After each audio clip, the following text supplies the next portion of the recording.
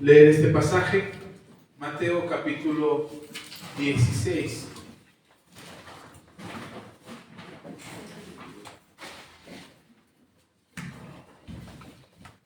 Me gustaría que leyeran conmigo ahí en el Evangelio de Mateo, en el capítulo 16, versículo 21 en adelante. Dice la palabra del Señor, nosotros tenemos una fe en Jesús. La razón por la que nos reunimos los domingos aquí en este lugar como iglesia, el lugar no es la iglesia, nosotros somos la iglesia. Lugar podemos llamarle templo, si queremos llamarle de alguna manera. Si usted dice voy a la iglesia, resulta que estamos haciendo una referencia equivocada, porque la iglesia somos nosotros, el edificio no es la iglesia. El edificio puede llamarse templo si usted quiere. La iglesia tampoco es una organización. Por ejemplo, si usted conoce el nombre de nuestra denominación o de nuestra congregación, la iglesia se llama Iglesia Cristiana Ministerios Apostólicos Manto Nuevo. No porque la iglesia sea la institución, sino cuando decimos iglesia cristiana, estamos hablando de una comunidad cristiana. Entonces, cuando decimos Iglesia Cristiana Ministerios Apostólicos Manto Nuevo, el nombre real de la iglesia o de nuestro ministerio sería Ministerios Manto Nuevo. Y para ser más breves, le diríamos Manto Nuevo.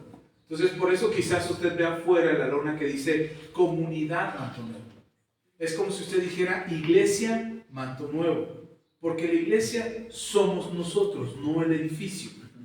Entonces, cuando hablamos de la iglesia Manto Nuevo, estamos hablando de nosotros. Y aquí en la comunidad, o aquí en nuestra iglesia, entendemos o hemos decidido seguir a Jesús, creer en Jesús. Y sabemos que lo que hizo Jesús es lo que nos otorga salvación y lo que nos da identidad como iglesia. Es decir, sabemos quiénes somos por causa de lo que Jesús hizo por nosotros. Nosotros no estamos averiguando a ver qué somos.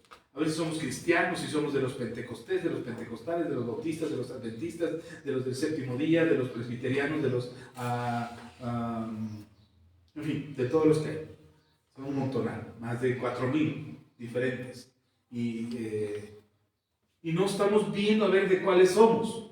De hecho, uno de los problemas que tenemos nosotros, para que nos entiendan, cuando vamos, por ejemplo, a un congreso o a un campamento, que nos preguntan de qué denominación son, es muy difícil poder explicarles en un pedacito de renglón que te dan qué tipo de denominación somos. Porque en realidad nosotros no profesamos una denominación. Y se lo quiero aclarar para que usted sepa que en este ministerio no profesamos una denominación, no porque no creamos en las denominaciones, sino porque hemos entendido que nuestra denominación está definida por quienes somos. Es decir, somos la iglesia de Cristo, somos una comunidad cristiana. Entonces, si alguien te pregunta ¿qué iglesia vas? Voy a una comunidad cristiana, una iglesia cristiana. ¿De cuáles cristianos? De los adventistas, de los cristianos cristianos, tú les puedes decir. De los que son cristianos. ¿Pero de cuáles? Porque hay muchos cristianos. No, pues de todos los que hay, los cristianos nada más. Porque de repente se genera una confusión entre si estamos haciendo o creyendo lo correcto. Entonces, uno de los problemas que tenemos es la identidad como iglesia, la identidad como cristianos de a dónde pertenecemos. Y lo que sabemos y lo que tenemos claro es que la identidad que hoy tenemos como comunidad es la identidad que Cristo nos ha otorgado. Cristo nos llama hijos suyos, Cristo nos llama sus discípulos, Cristo nos llama coherederos, nos llama amigos, nos llama real sacerdocio, nos llama salvos, nos llama bendecidos, en fin. Todo lo que la Biblia dice respecto a nosotros como hijos de Dios es la identidad que se genera en nosotros. Por eso nosotros no tenemos identidad con el mundo. No nos identificamos con el mundo. No es que menospreciemos al mundo. No decimos, ay, el mundo es del diablo y se van al infierno. No, no andamos diciendo eso. Dios nos libre de andar señalando a la gente y mandarlos al infierno. No, nosotros no decimos eso. De ninguna manera. Y si alguna vez lo he dicho y usted me escuchó decirlo, le pido perdón. Habrá sido bromeando, habrá sido siendo sarcástico, pero no porque crea que la gente del mundo, la gente que no tiene a Dios, la gente que no cree en Dios, se debe ir al infierno. No creo eso. Creo que Jesús vino a hacer una obra de redención para el mundo entero. Juan 3:16 lo dice. De tal manera amó Dios al mundo que ha dado a su Hijo unigénito para que todo aquel que en él cree no se pierda, mas tenga vida eterna. Es decir, todo el que crea puede ser salvo. Entonces nosotros no andamos condenando a la gente diciendo, no, como no creen, como no pertenecen a nuestra iglesia, como no son de nuestra denominación, como no creen lo mismo que nosotros, se van a ir al infierno. Ayer no, en la semana estábamos platicando mi esposa y yo, y nos maravillábamos de mi suegro, de la humildad que hay en su corazón, de la humildad que tiene mi suegro para aprender, aún a la edad que tiene, y aún cuando puede decir, yo ya estoy viejo, yo ya lo sé todo. No, mi suegro sigue con esa disposición de aprender y de saber. Y yo le decía a mi esposa, por eso creo, y se lo dije a mi esposa, venimos en el auto, y le decía a mi esposa, por eso creo con todo mi corazón que Dios mira los corazones, no las religiones. Por eso creo que Dios salva a aquel que en su corazón está dispuesto a escuchar lo que Dios tiene que decirle. No importa de qué religión seas, no importa a qué iglesia, a qué templo vayas, lo que importa es lo que hay en tu corazón. Ahora, no estoy diciendo, hermanos, pues vamos a salir de la iglesia, vamos a cualquier otra. No, no me permite. Estoy siendo claro y estoy tratando de explicar que no es el edificio el que salva, es Jesús el que salva. Y es Jesús el que te da la identidad. Ahora, ¿podrías no congregarte? Sí, no te congregues. ¿Haces mal? Claro que haces mal. Tienes más pérdidas que ganancias cuando no te congregas, cuando no dispones tu tiempo para el Señor. Hay más pérdidas que ganancias. Entonces es importante que nosotros, no sería la decisión más inteligente dejar de congregarte. ¿Sí? Y por eso nosotros insistimos en que te congregues, en que asistas, en que estés aquí en la iglesia o que te conectes. Si estás muy ocupado, que te tengas que conectar a través de nuestras transmisiones en línea. Pero lo importante es que aprendas, que crezcas y que la identidad que Jesús te ha dado no se pierda. Entonces, esta identidad que Jesús nos comparte a nosotros y que nos dice quiénes somos, no es lo que dice el mundo quién eres, es lo que dice Dios quién eres. Cuando Dios nos dice quiénes somos, es porque Jesús sabía claramente quién era Él. Y Él no tenía ningún problema cuando le preguntan, ¿y tú quién eres? Dices que eres el Hijo de Dios. Cuando Pilato lo tiene arrestado ya, y Pilato le dice, ¿con qué andan diciendo que tú eres el rey de los judíos? ¿Es verdad que tú andas diciendo que eres el rey de los judíos? Jesús le dice, tú lo has dicho. Dijo, no, sí, ya están mis ejércitos. No, él le dice, tú lo has dicho. Jesús no tenía que demostrarle nada a nadie. Cuando Satanás le dice, después de los 40 días de ayuno y oración, que sale del desierto Jesús, y Satanás se le aparece, lo que Satanás le dice a Jesús es, si en verdad eres el Hijo de Dios, di que estas piedras se conviertan en pan. Jesús no le tiene que demostrar a Satanás que es el Hijo de Dios. Y Jesús no hace que las piedras se conviertan en pan. ¿Podía hacerlo? Claro que podía hacerlo. Por eso Jesús partió los panes y los peces y repartió y alimentó a 5,000. Podía hacer eso Jesús. ¿Por qué no lo hizo? Porque no tenía que demostrarle a Satanás que era el Hijo de Dios. Entonces Jesús no tiene un problema con su identidad. De repente nosotros sí tenemos un problema con nuestra identidad. No sabemos quiénes somos. No sabemos quiénes somos como hijos de familia, como padres de familia, como esposos, como esposas. No sabemos quiénes somos. Y nos cuesta mucho trabajo. Ahí están los papás tratando de ser amigos de los hijos tratando de ser papás de los padres, tratando de enseñarles cómo vivir. Sobre todo cuando los papás ya son grandes y ya están viejitos, ahí están los hijos tratando de decirles cómo deberían de vivir los padres. Entonces nosotros debemos de tener claro cuál es nuestra identidad. Hay una frase que mi esposa decía hace algún tiempo, ya no la escuché últimamente, pero hay una frase que mi esposa decía, cada cosa en su tiempo y cada momento en su etapa. Es decir, tenemos que vivir cada momento de nuestras vidas. Cuando eres hijo, disfruta como hijo. Cuando eres padre, disfruta como padre, para que cuando seas abuelo, disfrutes como abuelo.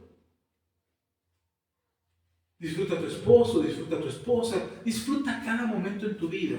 Si eres estudiante, disfruta tu etapa de estudiante. Si tienes que ir a trabajar, disfruta tu trabajo, porque después llegarás a casa y te tocará hacer el quehacer de la casa y tendrás que ser ama de casa.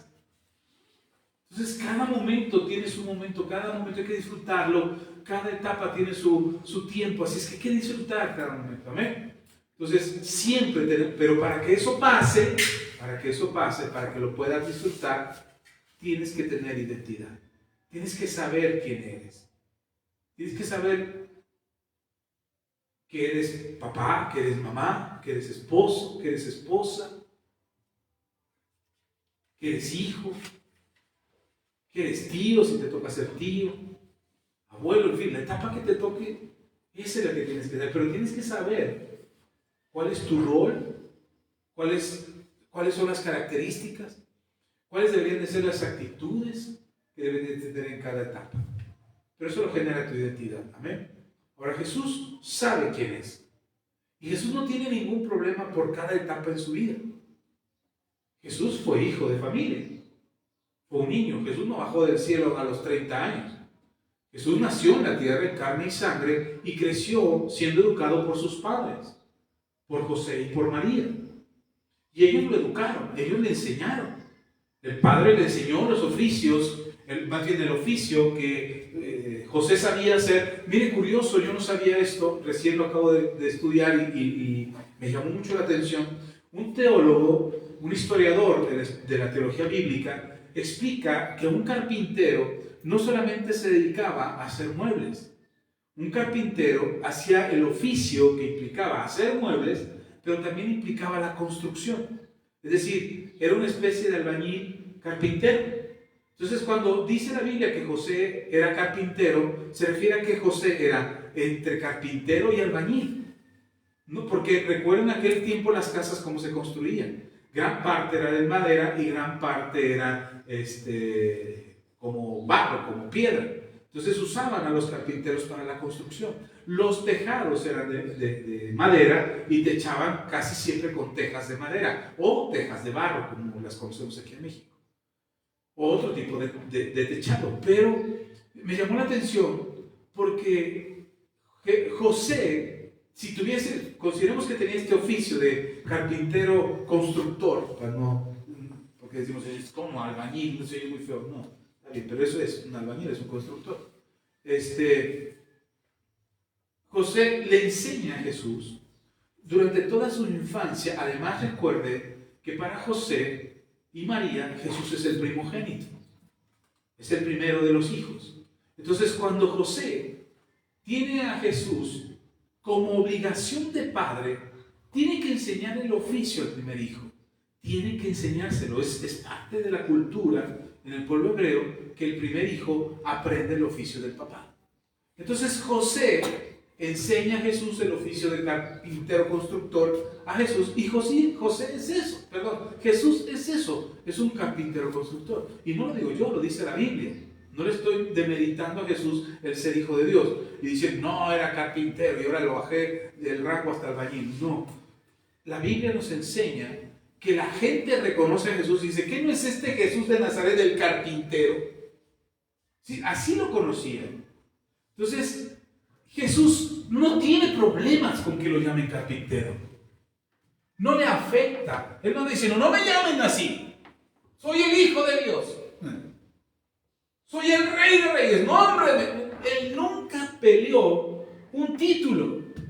En una ocasión hizo un milagro y la gente se emocionó tanto con el milagro que lo quisieron hacer rey, dice la Biblia, que lo quisieron hacer rey. Jesús se dio cuenta de que lo querían hacer rey de esa región y Jesús se escabulle, se va a escondidas. Se les escapa a escondidas, así dice la Biblia. Por causa de que él no estaba buscando un título de este mundo. Él no estaba buscando que este mundo lo nombrara o le dijera o le diera el reconocimiento que él merecía por ser el Hijo de Dios. ¿Sí está conmigo? ¿De dónde viene esta capacidad de Jesús de no aferrarse, como lo dice Pablo en Filipenses capítulo 2, cuando Pablo nos explica que Jesús no se aferró del ser igual a Dios, es decir, no se posicionó en esa condición de ser Dios para decir, de aquí no me bajan. Si nos dice Filipenses capítulo 2, el apóstol Pablo nos explica que Jesús se despojó a sí mismo, siendo igual a Dios, no como algo a lo que debería de aferrarse, sino que se despojó a sí mismo, tomando forma de hombre, luego siervo y luego a la muerte, una muerte vergonzosa que era la muerte en la cruz. ¿Por qué Jesús no tenía problema con eso? Porque Jesús aprendió a vivir cada etapa en su vida. En el momento que estuvo con sus padres, siendo educado por sus padres, siendo educado como un hijo, porque así lo veían, era un niño que estaba siendo educado. Y mientras José le enseñaba las cosas del oficio de la carpintería y la construcción, María se encargaba de enseñarle las responsabilidades de la casa, y el administrar la casa, y el saber cómo tenía que ser la casa. Y entre ambos, José y María le enseñaban la Biblia, o bueno, la Torá, que es la Biblia, que es el Antiguo Testamento, le enseñaban la palabra de Dios. Se le enseñaron. Tan es así que a los 12 años Jesús llega al templo en un viaje que tuvieron que hacer él y su familia. Lo puede leer en el Evangelio de Lucas, en el capítulo 4, cuando Jesús llega a Jerusalén teniendo 12 años, y lo que hace Jesús es irse a sentar al templo. No fue a jugar con los otros niños de su edad. No anduvo con sus padres en los negocios que ellos tenían que hacer o en las cosas que tenían que hacer. Él llegó a Jerusalén y llegó al templo. Y dice la Biblia ahí en Lucas capítulo 4 que Jesús hablaba con los sabios de la sinagoga. Estaba hablando con ellos y se sorprendían de la sabiduría que Jesús tenía a sus 12 años. El Evangelio nos cuenta que los padres se fueron y camino de 3 días se dan cuenta que Jesús no iba con ellos y se regresan al templo por Jesús. Cuando lo encuentran lo regañan. Claro, y Lucas no lo cuenta blandito, pero seguramente lo regañan. ¿Dónde andabas, chamaco? ¿Qué andabas haciendo? Pues aquí estoy, en el templo, de aquí no me he movido. Estoy en los negocios de mi padre. Y dice, ahí en Lucas, usted lo puede leer, que él crecía en sabiduría y estatura y que sus padres lo educaron. No crea que fue magia divina, que de repente Jesús ya lo sabía todo por arte de magia. Jesús estudió las Escrituras. Jesús aprendió la tradición oral y escrita de los hebreos. Él practicó la religión judía porque es judío. ¿Sí me explico? ¿Sí está conmigo? Pero Jesús no tenía un problema de identidad, de no saber quién era. Porque cada etapa que vivió, cada etapa que disfrutó, cada etapa que aconteció en su historia, él la vivió con entendimiento de que tenía que vivir. ¿Sí está conmigo? A veces nos enfermamos, y no digo que enfermarse está bien, pero a veces nos enfermamos y ni siquiera reposamos la enfermedad. El cuerpo te está diciendo, te enfermaste porque estás cansado, te enfermaste porque no aguantas, te enfermaste porque no puedes más. Tu cuerpo se enfermó por eso. Y cuando nos enfermamos, ¿qué hacemos? Ay, no, es que tengo que levantarme, es que tengo que ir a trabajar, es que tengo que hacer los trastes, es que la comida. Y no reposamos en la enfermedad, ¿o no? ¿Y cuánto tiempo tarda la enfermedad? Más de lo que debería de tardar. Porque ni siquiera te curas. ¿Crees que te curaste? Dices, ya me curé, ya estoy bien. No, pero ni rindes, ni das el ancho, estás todo molesto, te enojas con todo el mundo, porque nadie te comprende, nadie te apapachó cuando te enfermaste y nadie cuidó de ti. Tú tenías que cuidarte solo o sola. Ni eso disfrutamos. Nos vamos a dormir y no dormimos. Bueno, no es mi caso, yo cuando voy a dormir me duermo. Pero hay gente que se va a dormir y le da vueltas a la cama, y luego para el otro lado, y luego para el otro lado, y no se puede dormir. Es el momento de dormir. Y no podemos, nos vamos a sentar a comer, y no podemos sentarnos a comer. Estamos comiendo, es que tengo trabajo, y no te puedes sentar a comer. ¿Sí me explico? ¿Sí me estoy explicando? Ahora, no estoy juzgando si ustedes hacen todo eso, no lo estoy juzgando. Yo también hago esas cosas algunas veces. Lo que estoy diciendo es que eso nos genera problemas. Porque cuando queremos trabajar, estamos pensando en descansar. Y cuando queremos descansar, estamos pensando en trabajar. Y cuando queremos dormir, estamos pensando en todas las cosas pendientes. Y cuando tenemos un montón de cosas pendientes, en lugar de hacerlas, queremos dormir. No aprovechamos cada cosa en su tiempo. ¿Sí está conmigo? Ok, ahora vea conmigo. Mateo capítulo 16. Dije que me iba a tardar menos, así es que ya puse mi alarma para que chille cuando se me acabó el día. Mateo 16, versículos 21 en adelante. Dice la palabra del Señor: desde entonces, ¿desde cuándo? Desde este momento que acaba de acontecer, que es el momento en que Jesús les preguntó a sus discípulos: ¿ustedes quién dicen que yo soy? Y los discípulos, no, pues unos dicen, ¿quién dice la gente que yo soy? ¿Quién dice quién? La gente. ¿Ellos qué piensan acerca de mí? No, pues que eres Juan, no, que eres un profeta, no, que eres Elías. Ok, ¿y ustedes quién dicen que yo soy? Ahora, Jesús le dice, porque le pregunta a sus discípulos, porque les preocupa a Jesús que sus discípulos piensen lo correcto acerca de ellos. No, en realidad lo que Jesús quiere es que ellos tengan claro, que sepan, que hayan entendido quién es Jesús. Jesús no tiene un problema de identidad. Jesús no está buscando la aprobación de sus discípulos. Cuando Pedro le dice, tú eres Jesús, el Hijo de Dios, el Cristo, el Hijo de Dios viviente, Jesús le contesta: bienaventurado eres Pedro, porque esto no te lo reveló ni carne ni sangre. Y entonces, a partir de ese momento, cuando parece que queda claro para los discípulos quién es Jesús, entonces a partir de ese momento es a lo que se refiere el versículo 21, cuando dice: desde entonces comenzó Jesús a declarar a sus discípulos que le era necesario ir a Jerusalén y padecer mucho de los ancianos y de los principales sacerdotes y de los escribas, y ser muerto y resucitar al tercer día. A partir de ese momento, ¿qué no dejaba de decir Jesús? Me voy a morir. Pero no del drama de que, ay, me voy a morir. No, voy a ir a Jerusalén, me van a arrestar los escribas, los fariseos, los sacerdotes, los romanos me van a arrestar, el pueblo me va a arrestar, me van a crucificar, voy a morir en la crucifixión, pero voy a resucitar al tercer día. ¿Está conmigo? Jesús les empieza a decir eso. Ya se los había dicho antes, sí, en algún momento así, bajita la mano, se los hizo saber, pero ahora era constante. A partir de este momento, a cada instante, y lo puede leer en los evangelios, a cada instante y en cada oportunidad que tenía Jesús, les repetía a sus discípulos: voy a ir a Jerusalén. Me es necesario. ¿Qué dice Jesús? Me es necesario. Hay cosas que te son necesarias y hay cosas que no se son necesarias, pero que quieres. A eso le llamamos nosotros, o lo hemos descrito como deseos. Una cosa son tus deseos y otra cosa son tus necesidades. ¿Sí está conmigo? Mis hijos deseaban una supercomputadora. Su necesidad era una computadora.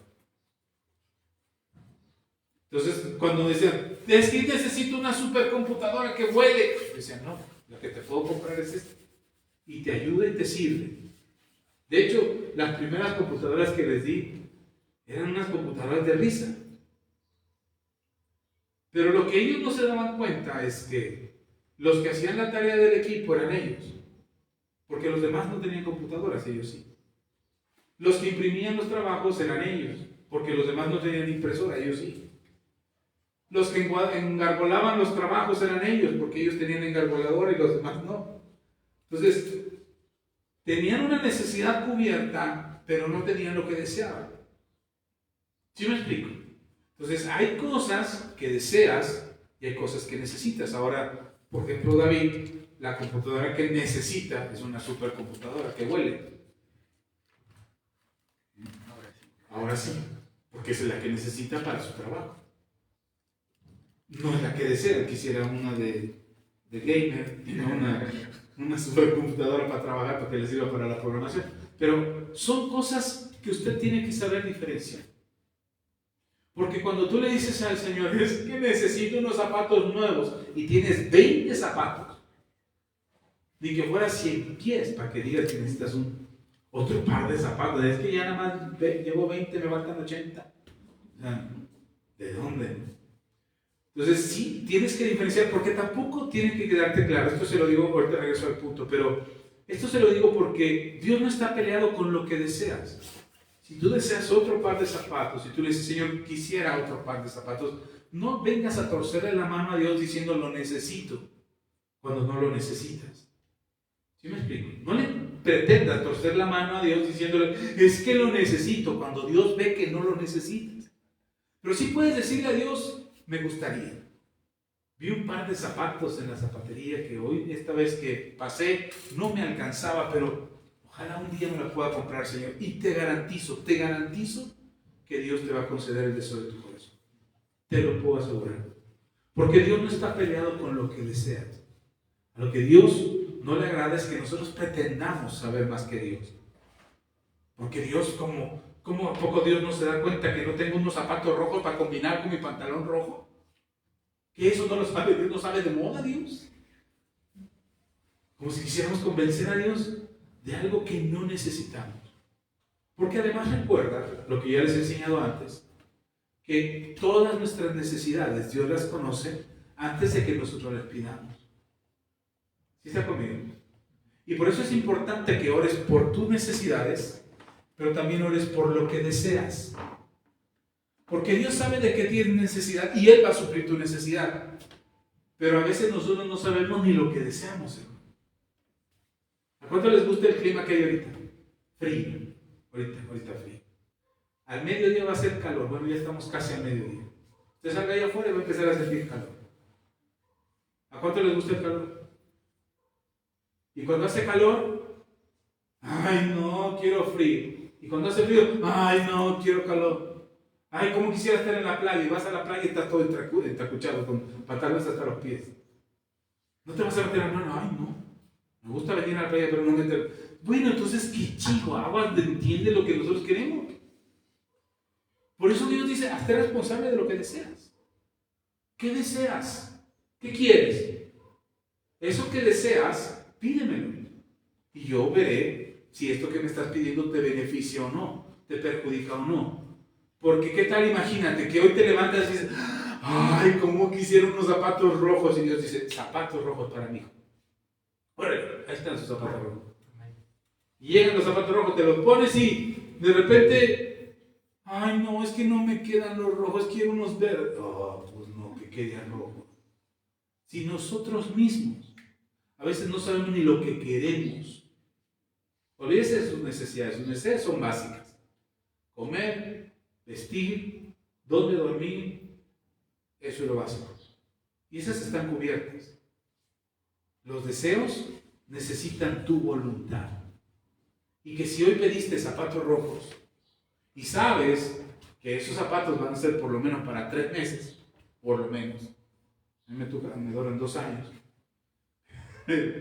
esos zapatos que te compraste, o sea, menos los debes de usar, por lo menos, yo digo a mi esposa, por lo menos unas 10 veces úsalos. Ya con 10 veces ya pagaste la suela. Ya con 10 veces ya se ve gastadito la suela y ya puedes decir que los usaste. Ok, si pedimos algo, tendríamos que hacernos responsables de lo que pedimos hoy. Es que yo no quiero, es que no lo querías. Entonces, sí, esto es importante, porque una cosa es lo que necesitas y otra cosa es lo que deseas. Y Jesús dice, ahora sí regreso al punto, y Jesús dice, me es necesario, necesito ir a Jerusalén. Necesito ir a Jerusalén para que me maten. Eso es lo que Jesús está diciendo. Necesito ir a Jerusalén para que me maten. ¿Por qué en Jerusalén? ¿Por qué no lo crucificaron en otro lado? Porque tenía que cumplirse lo que estaba escrito en la palabra de Dios años antes, siglos antes. De manera que cuando Jesús entrara a Jerusalén, lo arrestaran, lo crucificaran, ahí tendría que resucitar, en Jerusalén, al tercer día. ¿Sí me explico? ¿Por qué Jesús dice necesito ir a Jerusalén? Porque su propósito tenía que cumplirse. Porque Jesús no estaba batallando con saber quién era. Jesús no estaba batallando con saber lo que quería. Jesús no estaba batallando por conocer su propósito. Él sabía lo que tenía que pasar en su vida y tenía que cumplirse. Entonces, cuando tú y yo tenemos problemas, porque ya no sabes si quieres lunes o quieres martes, si quieres trabajar, si no quieres trabajar, si qué ropa te vas a poner, qué ropa ya te vas a deshacer de ella, y no sabemos, estamos batallando, una de las causas por las que batallamos con eso es porque estamos batallando con quiénes somos. Primero, ¿sí está conmigo? Si alguien me dijo a mí que para ser pastor y yo poder predicar al frente, me lo dijo así este pastor, dice, Axa, pero yo no te veo a ti de pastor.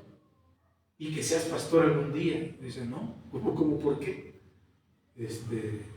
No, es que a ti te gusta andar de mezclilla y de playera.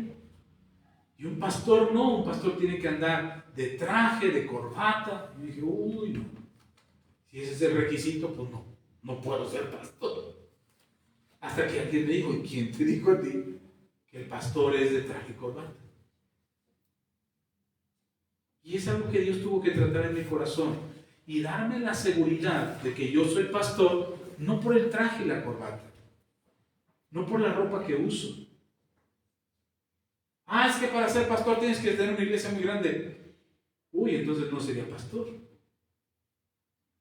Entonces, si de repente se nos ponen estereotipos o modelos o cosas en nuestra cabeza, porque nosotros no tenemos la identidad.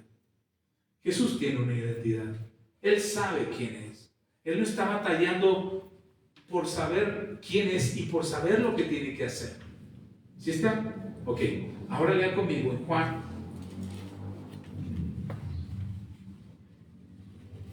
Después usted puede terminar de leer el pasaje de Mateo. Está muy interesante. Pedro le acaba de decir a Jesús, tú eres el Cristo, el Hijo del Dios viviente, el Salvador, el Mesías, el ungido. Le acaba de decir eso y unos renglones más abajo, unos versículos más abajo, Jesús le dice, apártate de mí, Satanás, porque me des piedra de tropiezo a Pedro. Y se lo dice porque Pedro trata de convencer a Jesús de no ir a Jerusalén. ¿Por qué tiene que ir a Jesús a Jerusalén? Tiene que cumplirse. ¿Qué es lo que se iba a cumplir? Que lo iban a arrestar, que lo iban a matar, pero que iba a resucitar al tercer día. Eso es toda la historia, no nada más es lo van a matar, con lo que se queda Pedro es con la parte de lo van a matar. Ahora, ¿quién le da la noticia de que van a matar a alguien y lo deja tranquilamente? No, Señor, si te van a matar en Jerusalén, pues ¿para qué vamos a Jerusalén? Mira, hacemos el ministerio en todo alrededor de Jerusalén, pero nunca hay que entrar a Jerusalén, si es ahí donde vas a morir. Ahora, Pedro le cree a Jesús, porque Jesús ha demostrado que es profeta y que lo que ha dicho se ha cumplido. Entonces, cuando Jesús dice, me es necesario en Jerusalén para que me arreste, me crucifique, muera y resucite al tercer día, ¿ustedes creen que los discípulos dijeron, ay, ¿cómo crees, Señor? Estás exagerando? Inmediatamente ellos sabían que lo que Jesús acababa de decir era cierto y que lo que iba a pasar es que lo iban a matar. Pero hasta ahí se quedó Pedro. Señor, es que te van a matar en Jerusalén. Y lo que Jesús le dice prácticamente es, sí, Pedro, me van a matar, pero voy a resucitar al tercer día. No, Señor, pero te van a matar. Sí, pero voy a resucitar al tercer día. Pero, Señor, vas a estar bien muerto, de morido, ya. Así, se acabó. Y Jesús dice, sí, pero voy a resucitar. Entonces, de repente nos quedamos con una parte de la historia porque no vemos el panorama completo. Ojo, y esto es importante, cuando tú sabes quién eres, empiezas a mirar el panorama completo. No solamente te quedas con lo que te está pasando hoy. Es que hoy me está yendo muy mal, pastor. Sí, hoy, pero ¿cuál es el panorama completo? ¿Qué es lo que ha dicho Dios acerca de ti? ¿Cuál es la lección completa que Dios ha hablado acerca de tu vida? ¿Quién eres para Dios? ¿Qué Dios ha hablado acerca de tu vida, de tu familia, de tu descendencia, de tus finanzas, de tu salud? ¿Qué es lo que ha dicho Dios respecto a esto? ¿Sí están conmigo? Entonces, Jesús sabe quién es. Jesús sabe lo que hay escrito, lo que está escrito, acerca de su vida y de su propósito en este mundo. Así es que en Juan, capítulo 8, el Señor nos hace saber dos cosas. Quiero leer dos versículos salteados, pero después puede leerlo con calma, ahí en el Evangelio de Juan, capítulo 8. Pero vamos a leer dos cosas que Jesús dijo. Primero, en el versículo 12, Juan 8, 12, dice, otra vez Jesús les habló diciendo, Yo soy, ¿qué está diciendo Jesús? Yo soy, yo sé quién soy. Y les estoy haciendo saber a ustedes quién soy. No es que Jesús se para y está presumiendo, yo soy Juan Carlos. No, no, no. Jesús lo que está diciendo es, esto es lo que soy y me presento como eso que soy ante ustedes. No tenía que convencer a nadie, solamente hacerlo saber. Tan es así que los versículos posteriores ustedes ven una discusión ahí donde Jesús trata de explicarles por qué Él dice que es la luz y por qué su testimonio es verdadero. Pero Él no se detiene, no está buscando convencer a nadie. Le hacen la pregunta, le cuestionan, le desafían en la explicación que está dando y Él responde. Pero no es que Jesús buscara convencer. Él está dándose a conocer, está cerca de su muerte, está cerca de ser crucificado. Y lo que Jesús le queda, lo que sabe que tiene es poco tiempo. Es poco tiempo el que va a tener para explicar y decir todo lo que tiene que decir. Así es que no está buscando dar discursos que convenzan a la gente. Lo que Jesús está diciendo es darle información para que la gente sepa que Él lo dijo y que cuando lo dijo, que aunque nadie le creyó, era verdad lo que estaba diciendo. ¿Está conmigo? Ok. Luego dice, sigamos ahí, perdón, dice, otra vez Jesús les habló diciendo, yo soy la luz del mundo. El que me sigue no andará en tinieblas, sino que tendrá la luz de la vida. Ojo, no está diciendo que le va a prender una lámpara para el camino, sino que va a tener la misma luz que Jesús dice que es. Jesús dice, yo soy la luz del mundo. ¿Por qué Jesús habla de ser la luz del mundo? Porque Jesús está explicando que el mundo está en tinieblas y que Él es la forma, o Él es el único que puede resplandecer en medio de las tinieblas. ¿Por qué los demás no podrían resplandecer? Porque los demás también tenían pecado. Todas las personas, el pecado que había en ellos les hacía partícipes de esa maldad. Recién platicamos en la sobremesa, creo que estaba hablando con Israel o con Josué, no me acuerdo, pero estábamos hablando en la sobremesa y hablábamos precisamente de lo que hay en este mundo, de la corrupción que hay. Y que cuando participas de eso, cuando participas de esa maldad, eres partícipe de ello y te vuelves parte de la maldad. Y la maldad se vuelve parte de ti. Entonces, todo lo que hay en este mundo, las condiciones que este mundo te ofrece y te dice, en estas condiciones tienes que vivir, cuando tú participas de ella, te haces partícipe de esas tinieblas. Y todos ustedes y yo, en algún momento en nuestra vida o en nuestra vieja manera de vivir, estuvimos en tinieblas. No solamente por las tinieblas que practicábamos o las cosas malas que hacíamos, sino porque además nuestros ojos estaban tapados, que no permitía ver que estábamos equivocados. No permitía ver que estábamos haciendo las cosas mal. Entonces, cuando hacíamos algo, incluso creíamos que estaba bien. Hace algunos años atrás alguien con una autoridad política importante en México, dijo que la corrupción era parte de nuestra cultura. Que ya éramos corruptos, porque así éramos mexicanos. Entonces, algo así como ya es parte de la naturaleza del mexicano ser corrupto. Y mucha gente le creyó. Mucha gente creyó que eso que estaba diciendo era cierto. Aunque salieron ideólogos, filósofos, pensadores, académicos de la UNAM, investigadores que dijeron, no es cierto. La corrupción no es parte de nuestra naturaleza, es algo que se aprende. Aunque muchos salieron, ya se había dicho algo que muchos creyeron. Entonces es como si yo dijera, como si hoy les dijera, hermanos, hoy a las 12:07 de la tarde, a las 12:07 de la tarde va a temblar. Y dices, ay, pastor, no exagere, no es cierto. Pero muchos de los que, cuando yo dije 12:07, a las 12:07 van a ver el reloj y van a esperar a ver si tiembla. O sea, no es cierto, pero ya se queda una sensación. Ya se queda eso es sembrar una semilla. Eso es poner una semilla en el corazón y en el pensamiento de la gente. No va a pasar, no es cierto, no va a pasar, pero vamos a ver a las 12:07, ¿no? A lo mejor y sí. ¿Y qué tal que si sí le atino? ¡Ay, pastor, ya no diga cosas! ¿Sí me explico? Entonces, eso es lo que hace mucha gente. Mucha gente lee el horóscopo, porque una vez lo leyó y le pegó. Dice, sí es cierto, el horóscopo sí es cierto. Porque yo lo leí y decía ahí, no salgas porque te vas a ir al hoyo y que me voy al hoyo.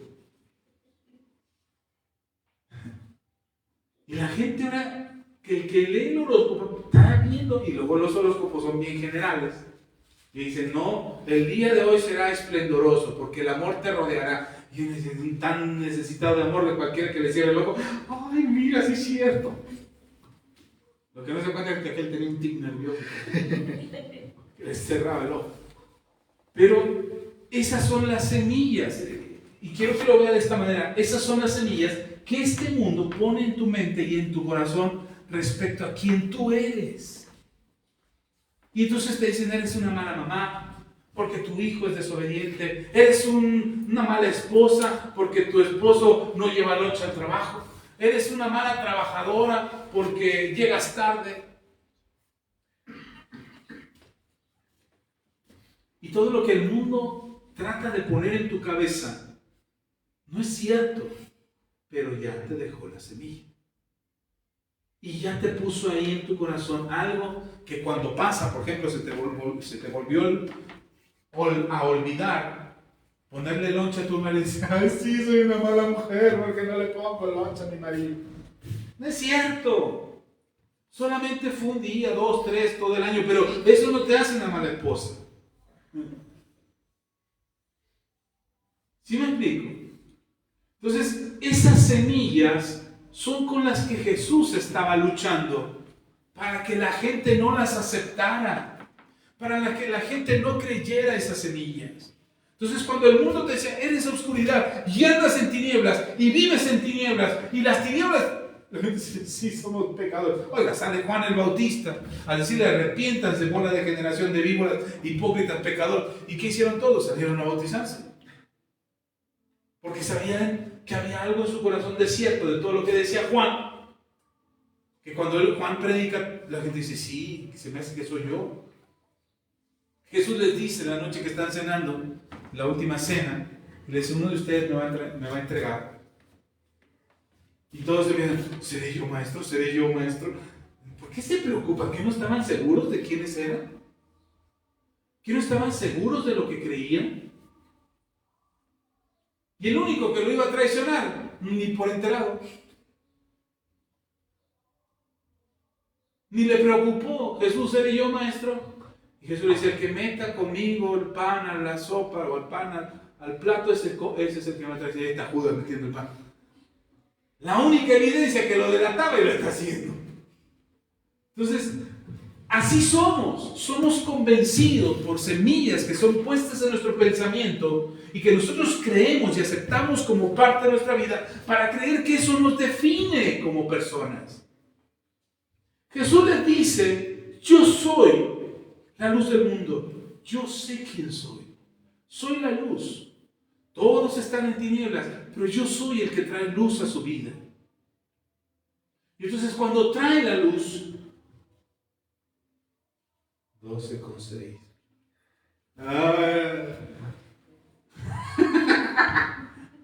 Alguna vez se le va a mover el piso, pero de miedo, no de que esté temblando. Pero,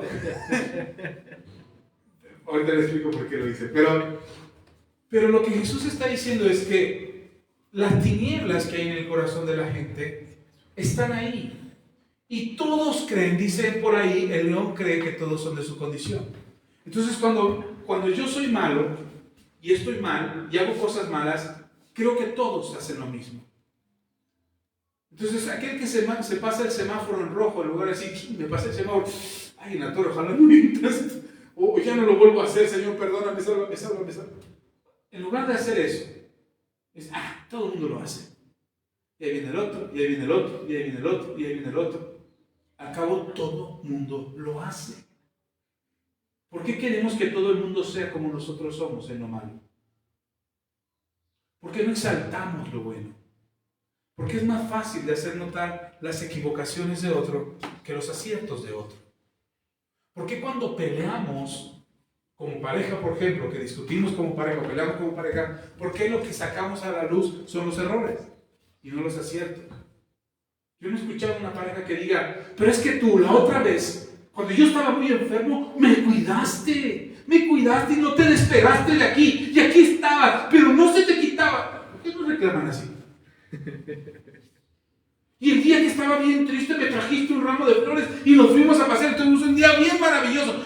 ¿Por qué no se reclaman de esa manera? Porque no queremos que la luz prevalezca, lo que queremos es que la oscuridad permanezca. Y Jesús le dice, ustedes están en tinieblas, están en oscuridad, yo soy luz. Ninguno de los que estaban ahí lo juzgan. Ay, ¿cómo te atreves a decir que eres luz? Pero ninguno decía que era luz. Ninguno se atrevía a decir, yo estoy bien. Jesús, te equivocas, yo también soy luz. Yo también soy un buen padre, yo también soy un buen esposo. Yo soy un buen hijo, soy un buen estudiante, soy un buen mexicano. Yo soy bueno con lo que hago. Nadie se atrevió a decirlo porque sabían que su corazón los iba a traicionar, que su conciencia los iba a traicionar. ¿Se acuerdan cuando trajeron a la mujer delante de Jesús para apedrearla porque la habían encontrado en adulterio? Y le trajeron a Jesús a esta mujer y le dijeron, Jesús, la ley de Moisés dice que apedreemos a toda mujer que esté en adulterio. ¿Tú qué nos dices? Le dicen a Jesús. ¿Tú qué nos dices? Y Jesús les dice, el que esté libre de pecado, que arroje la primera piedra. Y nos cuenta el Evangelio que uno a uno fueron soltando las piedras y se fueron alejando. Y ninguno apedreó a la mujer por causa de sus conciencias. Entonces cuando Jesús dice, soy la luz del mundo, no hay ninguno que se pare y diga, yo también soy luz. Por eso nosotros no creemos en otros profetas a lo largo de la historia, menos nosotros. Yo en lo particular, yo no creo en Buda o en Mahoma o en otros profetas de otras religiones. No creo en ellos porque ninguno de ellos dijo yo soy la luz. O yo soy el camino, la verdad y la vida. O yo soy la salvación del mundo. O yo soy el Hijo de Dios. Ninguno. Lean sus biografías. Lean la misma doctrina de esas religiones. Y ninguno de ellos pudo decir lo que Jesús dijo. Yo soy la luz. ¿Sí está conmigo? Ahora, lo maravilloso es, dice, bueno, pastor, pero era Jesús, el Hijo de Dios. Por supuesto que era la luz. Pero lo interesante de este pasaje es lo que dice en ese mismo versículo. Dice, yo soy, versículo 12, Juan, capítulo 8, versículo 12, dice, yo soy la luz del mundo. El que me sigue no andará en tinieblas, sino que tendrá la luz de la vida. ¿El que quién? Cualquiera que diga yo creo en Jesús. No. El que le sigue. El que le sigue. Ahora, ¿qué es seguir? Para dejarlo claro, déjenme leer esta versión. Versículo 12. Dice, una vez más Jesús se dijo a la gente y les dijo, yo soy la luz del mundo. El que me sigue no andará en tinieblas, sino que andará en la luz de la vida. El que me sigue, el que guarda mis mandamientos. Ese es el que le sigue. Si me amas, dijo Jesús, guarda mis mandamientos. El que quiera venir en pos de mí, Jesús dijo, sí, guarda mis mandamientos. Si quieres venir en pos de mí, deja tu barca, deja tus redes, deja tu pasado en el pasado y sígueme. Por eso Jesús nos ofrece una vida nueva que nosotros no podríamos tener en nuestras propias fuerzas. Jesús te dice, sígueme, cree en mí y yo te daré una vida nueva. Para que puedas dejar la vieja manera de vivir en el pasado y tomes esta nueva vida que yo te doy. ¿Sí está? Miren, vea esto. Vea a Jesús diciéndole, ok, yo quiero que tú me sigas y que ya no andes en tinieblas. Yo no quiero que vivas como vives. Quiero que andes en la luz. Pero para tener esa luz, porque es lo que dijo, ¿no? el que me siga tendrá la luz de la vida. Ok, ven David, ayúdame con este ejercicio. Ahí vamos a dejar la cámara, se van a perder el ejemplo. Acá. Imagine que Jesús es David, viendo para ahí. Y Jesús dice, el que me sigue tendrá la luz. ¿Sí está conmigo? ¿Para dónde va David? Él lleva la luz. Camina David para donde quieras. Si yo lo sigo, yo tengo luz, ¿cierto? Porque él es la luz. Entonces, para donde él vaya, si yo lo sigo, voy a tener luz. Pero si él se va para allá y yo me voy por otro lado, ya no tengo luz. La luz se fue para allá. Entonces, ¿qué tengo que hacer? Seguirlo. Donde vaya, espérame, no corras. Y a donde él vaya, yo debo de ir. Ahora, esto es importante. Porque mucha gente dice, pero yo no veo a Jesús. ¿A dónde voy? Si no estoy viendo a Jesús, ahora mientras lo veo, lo sigo. ¿Cierto? Pero la fe es creer sin ver. Entonces, si yo tengo fe en Jesús, no quitar los lentes como si ya no viera nada. Cuando los quito ya no veo. Entonces, si yo no veo, y yo supongo que Jesús va ahí delante de mí, entonces yo voy a caminar sin ver. Y aunque a donde yo camine, ¿quién me jaló? Gracias. A donde yo camine, supongo que va Jesús, pero no lo sé. No lo sé porque no lo estoy viendo. Mientras lo veía, podía seguirlo. Pero una vez que no veo, ¿cómo podría seguirlo? Por eso Jesús dice, el que me sigue, Señor, pero ¿cómo te sigo si no te veo? Por eso lo importante no es seguir a Jesús solamente, sino tener a Jesús. Porque lo que Jesús dice, el que me sigue tendrá la luz de vida. Entonces, no solamente lo sigo, no solamente lo estoy siguiendo cuando lo veo, sino que además lo tengo. Entonces yo ya no veo a Jesús, pero yo sé que lo tengo conmigo. Y a donde voy, y a donde me muevo, ¿qué llevo? Luz, Jesús. Él está conmigo. Gracias, David. Entonces, muchas veces queremos ver, ¿y a dónde va Jesús? ¿Y a dónde va Jesús, hermanos? Por eso es la fe. La fe no es, dice la Biblia, nosotros no andamos por vista, sino por fe. Porque el justo por la fe vivirá. Por eso nuestra salvación y nuestra vida transformada no es por ver a dónde va, sino por lo que creo en mi vida. Ahora, dejen una cosa clara, quiero dejar esto claro. Entonces ya es lo que yo crea. No, es lo que Él ya estableció como un principio. Él dijo, mi palabra es verdad. Yo ya los he limpiado con mi palabra. Ya les he enseñado mi palabra. Cuando el Espíritu Santo venga, les va a recordar las cosas que yo ya enseñé. No dice, les voy a enseñar cosas nuevas. Dice, les va a recordar las cosas que yo ya enseñé. Entonces, la importancia de seguir a Jesús es conocer lo que Él habló, lo que Él enseñó y cómo lo que Él enseñó se relaciona conmigo. Entonces, cuando yo sigo a Jesús, cuando yo quiero seguir a Jesús y guardar sus mandamientos, busco lo que Él enseñó, aprendo de lo que Él enseñó. Lean conmigo esta parte, ya estoy terminando. Ya pasó. Y ni cuenta nos dio, hermano, ya tembló y usted ni cuenta se dio. No es cierto, no tembló nada. Ok, ahora lea el versículo 21. Otra vez les dijo Jesús, yo me voy y me buscaréis, pero en vuestro pecado moriréis. A donde yo voy, vosotros no podéis venir. Pues no que lo sigamos. Y ahora resulta que lo queremos seguir y a donde Él va no podemos seguirlo. Ok, dice. Decían entonces los judíos, ¿acaso se matará a sí mismo?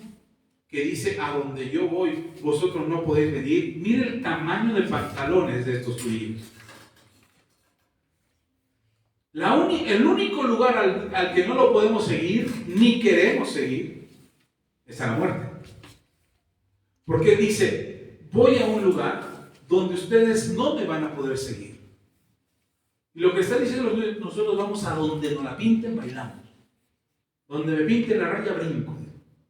Lo que me pidas que hagamos, hacemos. O sea, el desafío que me pongas, lo puedo hacer. ¿Cómo te atreves a decirme que no te puedo seguir? El único lugar al que no podría seguirte es a la muerte. Bueno, no te podría seguir no porque no pueda quitarme la vida, sino porque no quiero. No quiero seguirte hasta la muerte. Eso es lo que están diciendo los judíos. Es el único lugar al que no te puedo seguir. De ahí en fuera, a donde vayas, te puedo seguir. A una montaña te sigo, a un río te sigo, a un mar te sigo. Por el desierto te sigo. No hay un lugar al que no te podamos seguir. Ah, sí hay un lugar. La muerte. Y entonces Jesús se da cuenta de lo que hay en el corazón. Mire, es tanta la soberbia que a veces tenemos. Es tanto el orgullo que a veces nosotros tenemos. Yo sí puedo. Si le digo, hermano, vamos a orar, yo sí puedo orar. Vamos a ayunar, sí, yo también puedo ayunar. Hermanos, aquí nos vemos para limpiar la iglesia, aquí nos vemos, aquí está. Pero lo que Jesús nos está pidiendo no es qué tanto puedes lograr, sino cuánto puedes creer. ¿Puedes creer? ¿Puedes creer que Él puede cambiar tu vida? ¿Puedes creer que Él puede mejorar tu condición? ¿Puedes ver por medio de la fe que tu vida puede ser transformada a algo mejor? No qué tanto puedas hacer tú para lograrlo. Ahora, no estoy diciendo que se cruce de brazos y diga, yo creo, voy a cambiar. No. Porque tu misma fe te mueve a andar. Tu misma fe te hace caminar. Pero no por lo que tú puedes hacer, sino lo que crees, lo que esperas que Jesús haga en tu vida. Lean conmigo. Les dijo, versículo 23, y les dijo, vosotros sois de abajo, yo soy de arriba. Vosotros sois de este mundo, yo no soy de este mundo. Para las pulgas de estos judíos, estas palabras me han de haber dolido. Versículo 24, por eso os dije que moriréis en vuestros pecados, porque si no creéis, ¿qué? Si no tienes fe, si no confías, tener fe no solamente es creer, tener fe en Dios es confiar en Dios. Porque si no creéis que yo soy, en vuestros pecados moriréis. El problema de la humanidad está en sus pecados. Hace unos días atrás, semanas creo, publiqué algo que le escuché al pastor Hans Clausewitz decir en una predicación. El pastor Hans dice, el verdadero problema de los cristianos no está en sus circunstancias. El verdadero problema de los cristianos está en su relación con Dios. Yo estoy convencido de eso. Nosotros decimos, es que tengo problemas financieros porque no tengo trabajo. Tengo problemas financieros porque no me alcanza lo que gano. Tengo problemas en mi matrimonio porque mi marido es un desgraciado. Tengo problemas con mis hijos porque mis hijos son rebeldes. Porque ahora ya traen el chip adentro y ya no escuchan a los padres. Tengo problemas con algún tipo de adicción porque soy débil de carne. No. Todos tus problemas están situados en tu relación con Dios. ¿Cómo es tu relación con Dios? ¿Cómo cultivas esa relación con Dios? ¿Cómo oras? ¿Qué crees cuando oras? Cuando oras estás creyendo que Dios es todopoderoso, pero también es soberano para que hagas su voluntad y no la tuya. Cuando oras, estás creyendo que Dios te está desafiando a cambiar, a mejorar tu vida, a perdonar. Cuando Dios dice perdona, ay no, yo no perdono. ¿Por qué no voy a perdonar yo? Ni siquiera he venido a pedirme perdón. Bueno, es que no hemos leído la Biblia. Por eso tenemos un problema. Y por eso tenemos rencor y resentimiento. ¿Sí está conmigo? Entonces, entre más conoces a Dios, entre más te acercas a Dios, entre más experimentas el amor de Dios, menos problemas tienes. Porque incluso aquello que llamas problema, te darás cuenta que no es un problema. La gran mayoría de las veces es una oportunidad para que Dios se glorifique. Me acuerdo de aquel pasaje cuando llega Jesús a la ciudad y está un ciego de nacimiento ahí en la entrada de la ciudad, en la entrada del templo. Está ahí el ciego y ya llevaba más de 30 años ciego. Y entran los discípulos y los ciegos, como ahora, en muchos casos, muchos cieguitos van a pedir una limosna. Bueno, pues allá en el tiempo de Jesús no era la excepción. También la gente con necesidad que no podía valerse por sí misma pedía limosna, pedía una caridad. Entonces cuando va llegando Jesús y ve, pues le dice al que manejaba las ofrendas, al que manejaba la alforja del dinero, que era Judas, le dice, pues dale. Y entonces los discípulos lo ven y ven que es un hombre adulto. Y entonces ven algo así, pero además enterarse cuando preguntan, porque oye, ¿y por qué está ciego? No, está ciego de nacimiento. Y sus papás vieron por él. Pero cuando ya podía él hablar o moverse, venían y lo dejaban aquí en el templo. Y siempre estaba aquí en el templo, y es parte de la fotografía del templo. Ya cuando toman una foto aquí, ya tiene que salir el seguido, porque si no, no es el templo. Y entonces los discípulos preguntan a Jesús, no al ciego, no estoy siendo grosero con las personas invidentes, pero le preguntan los discípulos a Jesús. Y dicen, Maestro, ¿por qué este hombre está ciego?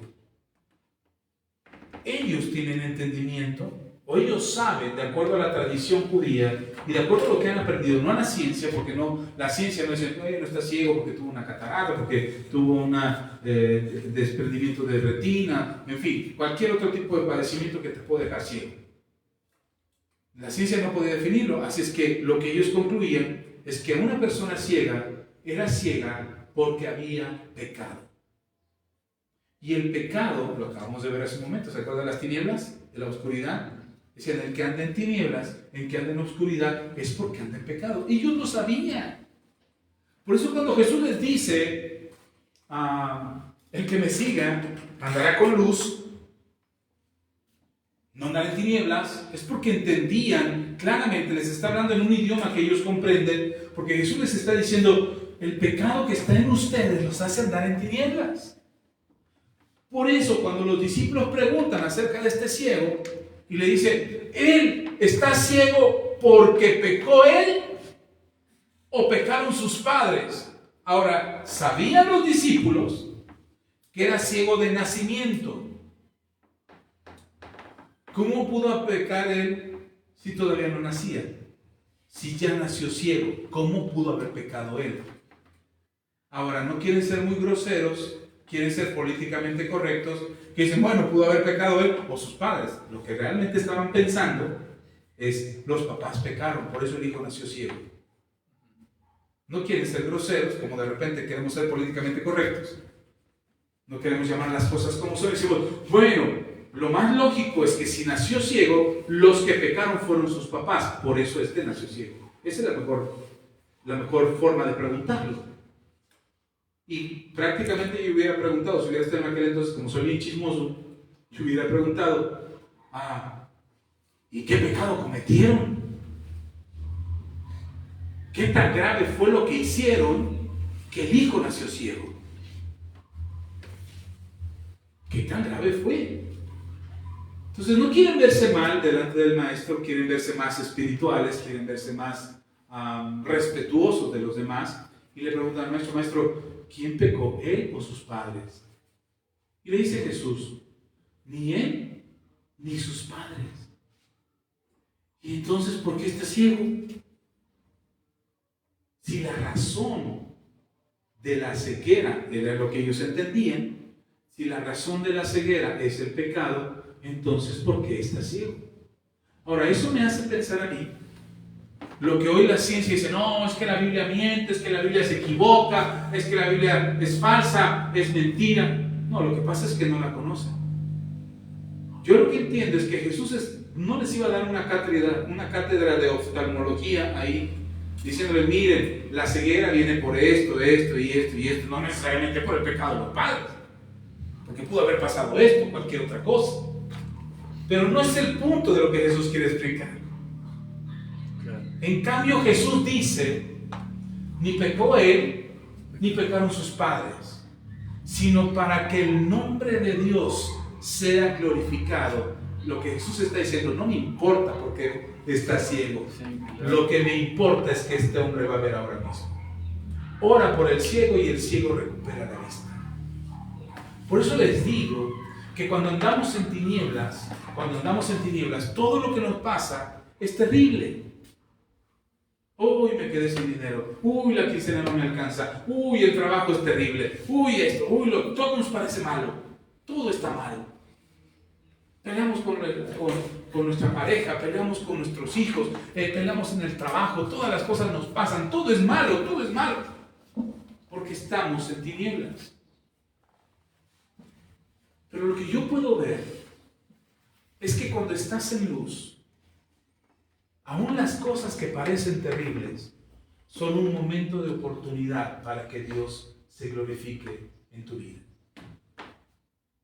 Cuando tú estás en tinieblas y dices: es que todo me sale mal, y es que todo se me complica, y es que todo el mundo está contra mí. En lugar de pensar eso, acércate a la luz, ve que la luz te ilumine y te haga ver un poquito más allá del momento que estás viviendo.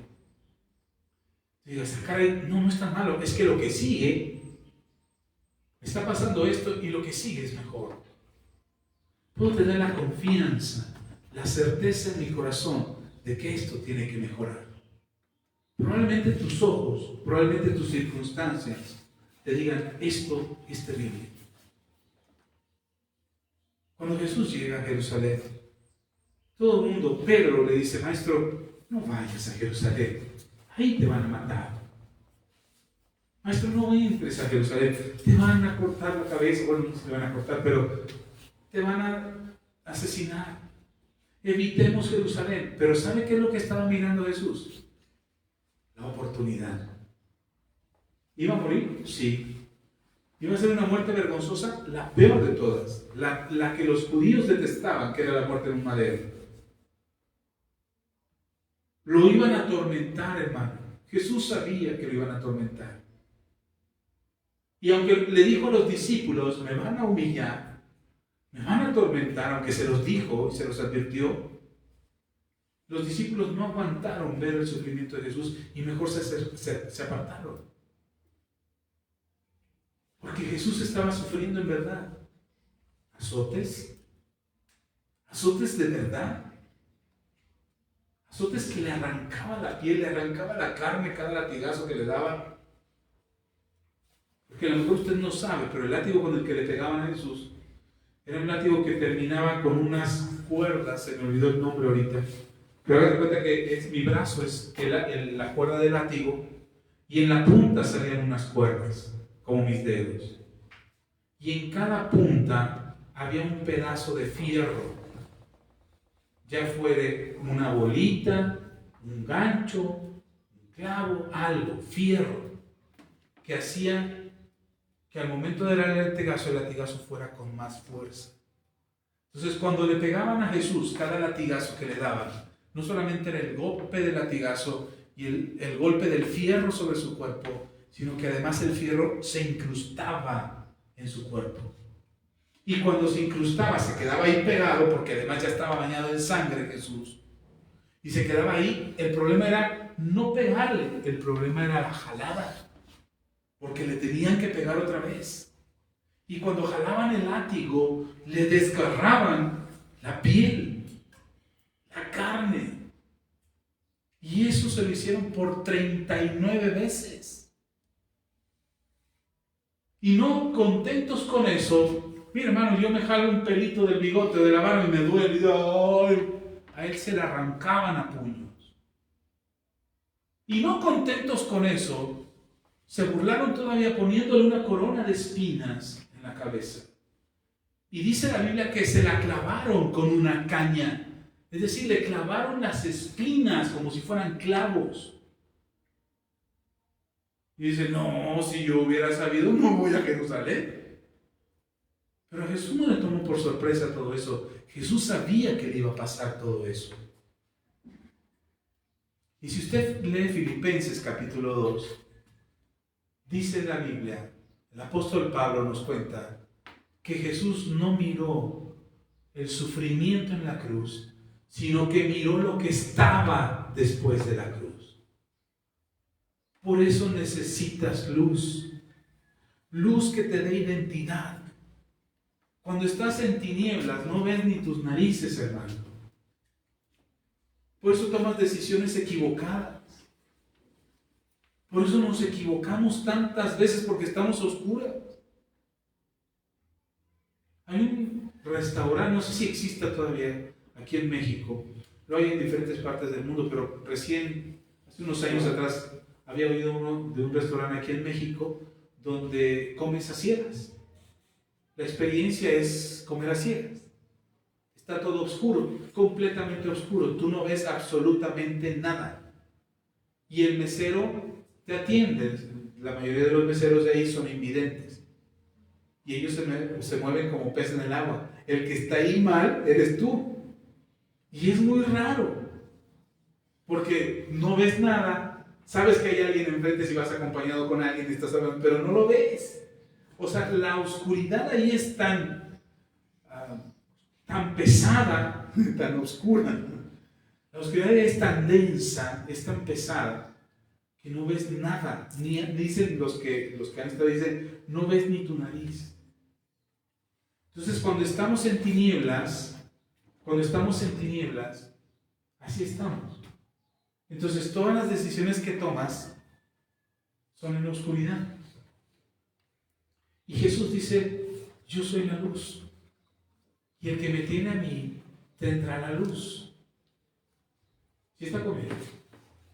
Y entonces Jesús les dice después, en el versículo 21 que acabamos de leer, me buscaréis, pero en vuestro pecado moriréis, porque a donde yo voy vosotros no podéis venir. Decían entonces los judíos, ¿acaso se matará a sí mismo que dice, a donde yo voy vosotros no podéis venir? Y les dijo, ay, terquitos, vosotros sois de abajo, yo soy de arriba, vosotros sois de este mundo, yo no soy de este mundo. Hermano, hermana, tú no eres de este mundo. A menos que quieras ser de este mundo. Si quieres ser de este mundo, el mundo te va a decir cómo debes de vivir, quién eres, qué tipo de persona eres. Pero lo que nos dice la Biblia es que Dios dice quiénes somos. A mí me costó muchos años entender por qué yo era el esposo de mi esposa. Tenemos 3 hijos, tenemos una casa, vivimos juntos. Pero decía, ¿pero por qué? ¿Por qué se casó conmigo? ¿Por qué me dijo que sí? ¿Por qué estamos juntos? ¿Y saben cuándo más lo pensaba?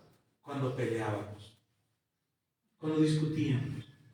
Y cuando discutíamos las discusiones eran tan fuertes o tan intensas que yo decía, no deberíamos ni de estar juntos. ¿Para qué estamos juntos? Nos hacemos daño, nos destruimos, no pensamos igual, no queremos las mismas cosas, ella no me respeta, yo no la respeto, ella no me quiere, yo no la quiero. Así pensaba, todo eso venía a mi cabeza. A veces no se sienta raro cuando usted pelea y le llegan un montón de ideas a su cabeza, es normal. El problema es que te las creas. Ese es el problema.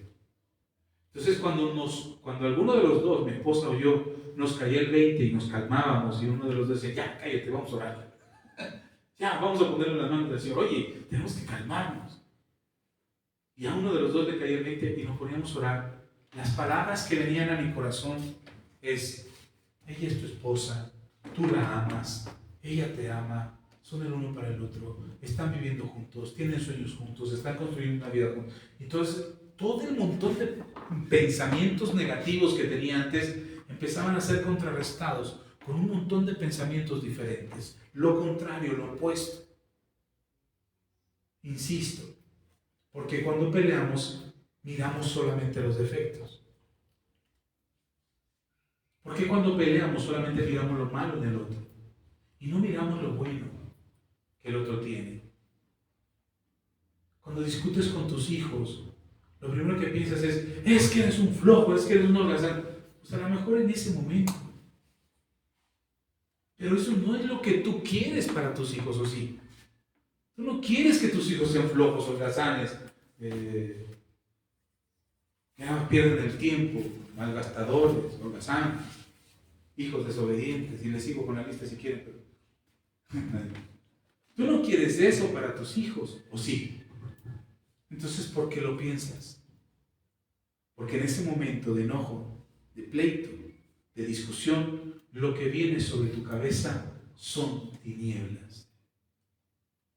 Es este mundo, diciéndote los modelos de este mundo, diciéndote lo que este mundo dice acerca de ti, de tu familia, de tu matrimonio, de tus finanzas.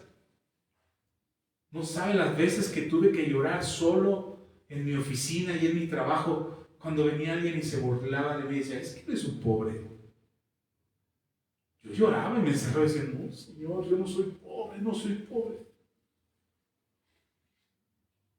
Es que eres un inútil. Durante muchos años yo oí una palabra, esa palabra que empieza con Pen y termina con Jo. Me la decían, es que eres un. Hermano, yo me la creí. Y un día mi esposa estaba bien enojada, pero enojada, de esas veces que todas las tinieblas se le venían encima. Y me dijo, es que eres un, y me lo volvió a decir. Siendo cristianos, hermanos, sentí como todo mi pasado, toda mi infancia y mi adolescencia, todo eso se venía sobre mí. Y sabe, me volví a sentir igual que como cuando era un adolescente y mi papá me lo decía. No me puse a llorar ahí porque estaba muy enojado, pero me sentí igualito. ¿Cuántos diseños no hay sobre tu vida que se han repetido y que te los han dicho una y otra vez? Eres esto, eres tonto, eres inútil, eres flojo, eres pobre, eres feo, eres fea. ¿Cuántas veces ha habido un diseño de este mundo que te dice, eres esto? O eres así, o nunca vas a tener éxito, o nunca vas a prosperar, y siempre vas a vivir así, y tu matrimonio se verá un fracaso, y tu vida es un fracaso. ¿Cuántos diseños de este mundo no te bombardean a través de las tinieblas para sembrar un diseño sobre tu corazón, para que tú creas que ese diseño está sobre ti? Y luego además de que ya te pusieron esas tinieblas sobre tu cabeza, te dicen, tienes que ir a Jerusalén. Ni siquiera tú necesitas ir a Jerusalén. Te mandan a Jerusalén. Y ahí te van a crucificar. Y ahí te van a humillar. Y ahí te van a asesinar. Eso es lo que el mundo te dice. Vas a fracasar, eres un fracaso. Ese es el diseño que este mundo tiene. Bendito sea Dios, que nuestro diseño no es de este mundo. Que lo que somos no pertenece a este mundo. Jesús le dice a esta gente, yo no soy de este mundo, por eso ustedes no me entienden. Cuando les explico acerca de la luz que hay en mí, no lo entienden. Cuando les explico acerca del diseño que hay en mí, que puede estar sobre ustedes si ustedes me siguen, no me creen, no lo entienden, no lo reciben. Por eso ustedes prefieren un diseño de este mundo que te dice, esta es la fama. ¿Qué es la fama? Ahora, antes la fama se definía de otra manera, pero hoy ¿qué es la fama? La fama está en las redes sociales. ¿Cuántos te siguen? ¿Cuántos suscriptores tienes? ¿Cuánta gente te rodea? Ahora, ¿qué es el éxito? ¿Cuánto dinero tienes? ¿Qué carro traes? Ayer estaba lavando los carros. que ahora tengo que lavar dos. Estaba lavando los carros. Y yo estaba primero a lavar la camioneta y decía, gracias Dios, gracias por esta camioneta, gracias Señor. Y luego empecé a lavar el Suru. Y cuando estaba lavando el Suru no estaba dando gracias. Solo estaba lavando el Suru. Ya estaba cansado de la camioneta y oye, quiero terminar. De hecho, nada más le iba a echar agua al Suru y ya. Pero empecé a lavarlo y no estaba dando gracias. Y el Señor me dice, ¿por qué no me das gracias del Suru? Sí, Señor, gracias. Y entonces el Señor volvió a hablar a mi corazón y dice, ¿por qué no agradeces? Porque ese carrito viejo que ya lo ves viejito, y luego tienes como un camioneta y ya ves viejito el Suru. Ese carrito fue el que te llevó, te trajo, te llevó de vacaciones con tus hijos. Saliste, te sirvió para hacer viajes misioneros. Fuiste a predicar a otras iglesias montado en este Suru, te echaste viajes larguísimos. Fuiste y veniste. Estuviste a punto de chocar y voltearte y no te volteaste. Cruzaste un valle de curvas en recto y no te moriste. O sea, todas las cosas, yo empecé a recordar todo lo que el Señor nos libró y nos salvó en ese carrito viejo. Y de todas las veces que el Señor estuvo con nosotros en esos momentos difíciles. Una vez estuvimos, mis hijos apenas unos días antes de este viaje, se habían estado peleando en el carro, porque íbamos de la casa a la escuela, y se levantaron de malas los tres, y los tres venían atrás del sur. Y empezaron, hazte para allá, hazte para allá. Ay, es que mamá, mira, que no se puede. Y empezaron a pelear. Y yo veía por el retrovisor, nada más como se daban los codazos. Y mi esposa le decía, ya, cálmense. Y los tres se venían dando duro. Y dije, aguántense. Aguántense porque vamos a hacer un viaje de 6 horas. Y se tienen que aguantar en el camino. Uy, hermanos, el viaje fue de 14 horas. Y los tres sentaditos en el asiento, ni al baño bajaron. Porque se nos descompuso el carro. Y nos fuimos a meter en un rancho bien oscuro para que nos lo arreglaran. Todos teníamos harto miedo. Estábamos ahí en el carro. 14 horas en el carro. Cuando llegamos a la casa yo me reía. Y le decían, ¿cómo? No cabían. No se aguantaban. Y entonces entendí, hermano, ayer que lavaban los carros, entendí que muchas de las cosas que hoy te pasan tienen una razón, porque tú estás en luz, no en tinieblas. Hay una razón de por qué te está pasando lo que te está pasando ahora. Pero tienes que mirar no en tinieblas, sino en luz. Tienes que mirar más allá de lo propio. Tienes que mirar más allá de tus circunstancias actuales, porque hay algo que está delante de ti. Hoy traigo una camioneta, hermano. Mis hijos ya ni se suben a la camioneta. Ya rara vez andamos con ellos. Ya no los que andamos en la camioneta somos mi esposa y yo. Y la camioneta la pedimos porque ellos la necesitaban. O sea, porque ya no cabían en el Suru. Esa fue nuestra oración.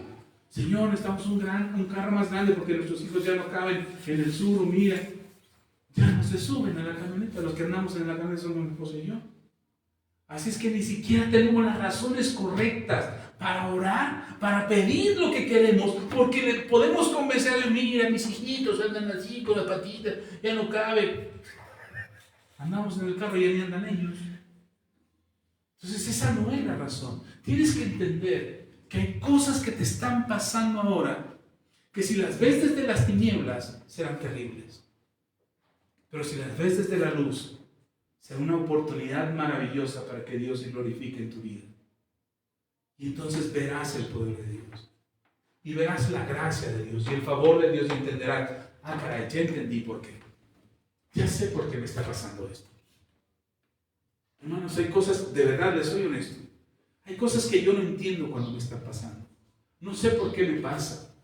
No sé por qué mis hijos se enfermaban a cada rato. No sé por qué el dinero no me alcanzaba. No sé por qué me endeudé con un montón de dinero que no podía pagar.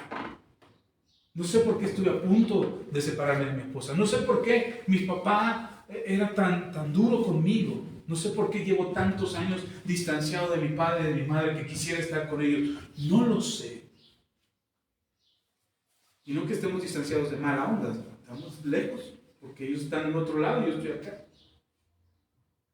No lo sé, no entiendo muchas cosas, pero hay cosas que cuando ha pasado el tiempo y las hemos superado, y ahora estamos más tranquilos y estamos en otra situación, miro hacia atrás y digo, ya sé por qué. Ya entendí. Gracias, Señor. Es lo único que puedo decir, hermano. Y lo único que atino a decir para entender que lo que hoy me está pasando tiene una razón, un propósito.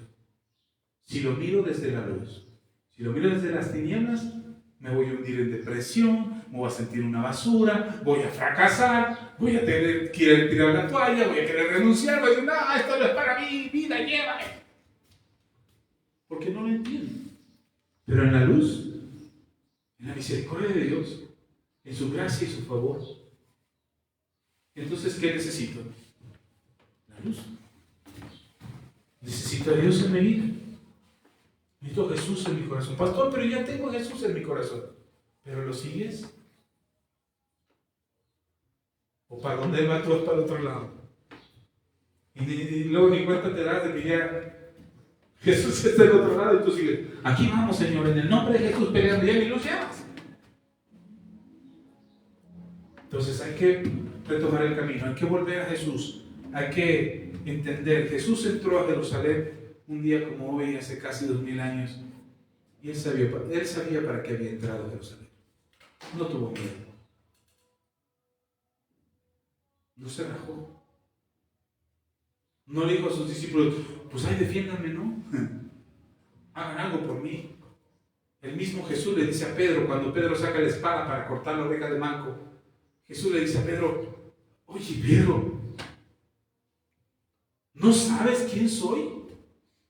¿No crees tú que si yo le pido a mi Padre 12 legiones de ángeles, hermano, 12 legiones de ángeles? ¿No crees que el Padre no me las enviaría para defenderme? Jesús sabía lo que le iba a pasar. Jesús estaba dispuesto a pasarlo. Pero la única razón es porque había luz en su vida. Amén. ¿Cómo miran las cosas? ¿Desde las tinieblas o desde la luz? ¿Cómo miras lo que te está pasando hoy? ¿Desde las tinieblas o desde la luz? Yo creo que Jesús entró a Jerusalén sabiendo que la luz que Él irradiaba, que había en Él, no le iba a hacer encontrar ningún camino de tinieblas. Todo lo que le aconteciera desde este momento que estaba entrando a Jerusalén, todo era a través de la luz. Todo lo que iba a pasar, todo lo que iba a acontecer. Por eso cuando recibió los azotes no dijo nada. Por eso cuando estaba ante Pilato no se defendió. Por eso cuando lo arrestaron a oscuras y en engaños y con mentiras y en un juicio falso, Jesús no se defendió. Porque todo lo miraba desde la luz. Cuando nosotros decimos, ay, no me voy a dejar de nadie, yo porque me voy a... lo mira, ¿desde dónde lo estás mirando? ¿Desde dónde estás mirando lo que te está pasando? ¿Desde la luz o desde las tinieblas? Vamos a orar. Y que la luz sea en tu corazón. Y que Jesús sea la luz en tu vida. Amén. Vamos a orar. Que la luz reine y llene tu corazón. Si hay algo de tinieblas en ti que te inquieta, que te deprime, que te asusta, que dices que no sé cómo se va a poner, no es Dios asustándote o poniéndote miedo. Por eso Jesús dijo, venid a mí los que estáis trabajados y cargados, y yo os haré descansar. Y aprended de mí, dijo el Señor. Aprended de mí, que soy manso y humilde de corazón, y llevad mi yugo y llevad mi carga, porque mi yugo es fácil y ligera mi carga. Si no fuese así, entonces Jesús nos mintió. Si la vida fuese más complicada, más compleja, entonces Jesús nos mintió. La buena noticia es que Jesús no nos mintió. Los que estamos viendo malas cosas somos nosotros. Porque en la luz tú tu vida tiene que estar mejor. Tu cuerpo puede sanar, tu economía se puede restaurar, tu familia va a estar en paz, tus hijos serán bendecidos por generaciones. Tú mismo podrás lograr tus sueños y podrás entender entre lo que necesitas y lo que deseas. Y sabes, dice la Biblia, que Dios concederá los deseos de tu corazón. Lo que necesitas ya está cubierto. Lo que deseas, Él te lo concederá. Por una sencilla razón, porque te ama.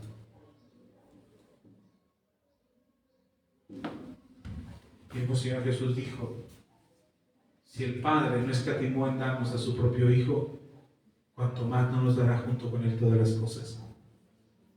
Así es que prepare su corazón, renuncia a las tinieblas y dígale a Dios, yo no quiero nada que no venga de ti, Dios. No quiero ningún acuerdo con las tinieblas, no quiero ningún trato con la oscuridad. No quiero que en mi vida haya convenios, pactos, acuerdos, conjuros, hechizos que vengan de las tinieblas. Señor, solo tu luz en mi vida. Jesús, diga desde lo más profundo de su corazón, Jesús, tú eres la luz. Eres la luz de este mundo. Y esta luz está en mí. Por eso después, tú nos llamaste la luz del mundo, la sal de la tierra, porque tú estás en nosotros. Ven, Jesús, ven, Señor. Mi identidad no está en este mundo. Mi identidad está en ti. Yo soy lo que tú dices que soy. Yo tengo las cosas que tú dices que tengo. Yo haré las cosas que tú dices que yo haré. Bendito Dios, mi vida está en tus manos. Yo soy bendecido de tu mano en el nombre de Cristo Jesús. En el nombre de Cristo Jesús, Señor. A ti la gloria, a ti la honra y la alabanza. En el nombre de Jesús. Amén y amén. Amén. Aleluya. Voy a dar un aplauso al Rey de Reyes. Amén. Gracias a Dios. Pueden sentarse. Sus hermanos que están en línea, gracias por acompañarnos. Hoy sí, no ni cuenta me di quiénes estaban, pero estamos procurando terminar antes. Creo que por más que me esforcé no pude mucho más, pero queremos que sean muy bendecidos, que la gracia y el favor sea sobre todos ustedes. Y nos vemos el martes. Este martes que pasó, empezamos una enseñanza. Este martes continúa, otra vez va a ser un poco larga, pero escúchela con calma, en partes, en pausas. Escúchela, vale la pena. Si no has escuchado la reunión del martes que transmitimos en vivo aquí en Facebook, te recomiendo que la busques, que la escuches. Dura 2 horas y media más o menos, así es que puedes oírla en partes, pero te recomiendo que la oigas. La verdad vale la pena oírla. Así es que por lo pronto nos vemos el próximo martes. Y el domingo, este domingo que viene es el domingo de la ofrenda especial, es el domingo de Pascua, es el domingo de traer nuestras ofrendas al Señor. Y si tú quieres saber cómo, cuándo y cómo participar, te invitamos a que te pongas en contacto con nosotros y nos escribas, nos mandes un mensaje y te haremos saber cómo hacer llegar esta ofrenda especial que nosotros recogemos y que entregamos al Señor y que tiene un propósito y una razón del por cual lo hacemos. Así es que si tú quieres participar, ponte en contacto con nosotros. Te bendigo, gracias por tu compañía, gracias por compartir el video. Búsquenos en YouTube, búsquenos aquí en Facebook, busca en las redes sociales para que estés al tanto de lo que estamos compartiendo. Bendigo tu vida, bendigo tu familia y oramos por ustedes. Padre, gracias. Bendigo a cada hermano, hermana, amigo, conocido, gente que esté en contacto en este video. Te pido que los bendigas y que tu luz ilumine sus vidas. Que puedan encontrarte a ti y encontrarse contigo. Y abrir su corazón y su entendimiento para ti y recibir de ti y solo de ti lo que tienes reservado para sus vidas. En el nombre de Cristo Jesús, gracias Señor. Amén y amén. Un abrazo para todos, bendiciones y hasta la próxima.